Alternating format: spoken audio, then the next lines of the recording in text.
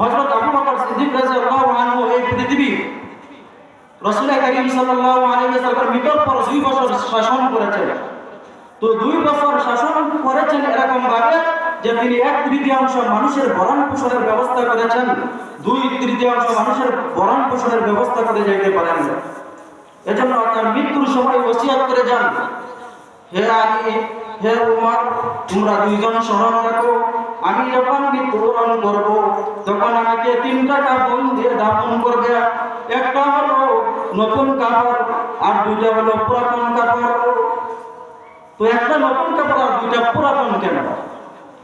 এই যে হযরত আবু বকর সিদ্দিক রাদিয়াল্লাহু আনহু 1/3 মানুষকে যে নতুন জামা দিয়েছিলেন, এজন্য তিনি 1/3 মানুষের এই যে আদায় করেছেন হক, এজন্য তিনি বলেছেন আমাকেও 1/3 মানুষের যেরকম ভাবে আমি দুনিয়াতে খেদমত করে যাইতে পারছি, আল্লাহ পাক রব্বুল আলামিনের কাছে যে গিয়ে যাতে ধরা না খাই, এজন্য আমাকেও একটা নতুন কাপড় আর 2টা পুরাতন কাপড় দিয়ে আমাকে দাফন করে দিন।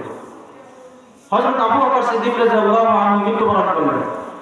মৃত্যুবরণ করার পরে হযরত আবু বকর রাদিয়াল্লাহু আনহু আরেকটা ওসিয়ত করে গিয়েছিলেন যে 3টা কাপড় নিয়ে রাসূল করিম সাল্লাল্লাহু আলাইহি ওয়াসাল্লামের রওজা মুবারকের সামনে দাঁড়াবে, সামনে দাঁড়িয়ে আমার পক্ষ থেকে সালাম দিবে যে হে আল্লাহর রাসূল।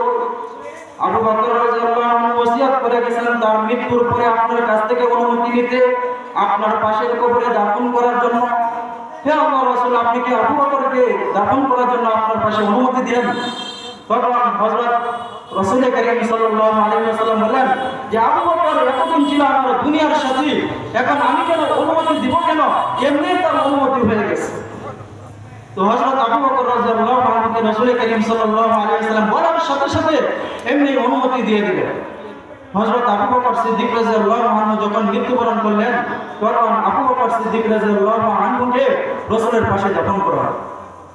এত বড় বাদশা হওয়া সত্ত্বেও, রাসূলের সর্বশ্রেষ্ঠ উম্মত হওয়া সত্ত্বেও শুধুমাত্র একটা নতুন কাপড় নিয়ে তিনি কবর দেশে গিয়েছেন এবং 2টা পুরাতন কাপড় নিয়ে তিনি কবর দেশে গিয়েছেন, অথচ তিনি 2 বছর রাজত্ব শাসন করেছেন। কিন্তু আমাদের দেশের অবস্থা, এই পৃথিবীর অবস্থা সম্পূর্ণ ভিন্ন। কোন রাজা যদি হয়ে যায়, তার সম্পদ যদি থাকে 10 লাখ, 20 লাখ, 50 লাখ, তাহলে দেখা যায় 1 বছরের ভিতরে তার সম্পদ হয়ে যায় কোটি কোটি টাকা, দেশেও বাড়ি করে, বিদেশেও বাড়ি করে। কিন্তু রাসূলের উম্মত যারা, রাসূলের প্রকৃত উম্মত যারা, আবু বকর রাদিয়াল্লাহু আনহু শ্রেষ্ঠ উম্মত, তিনি শুধুমাত্র একটা নতুন কাপড় নিয়ে পৃথিবী থেকে বিদায় নিয়েছেন।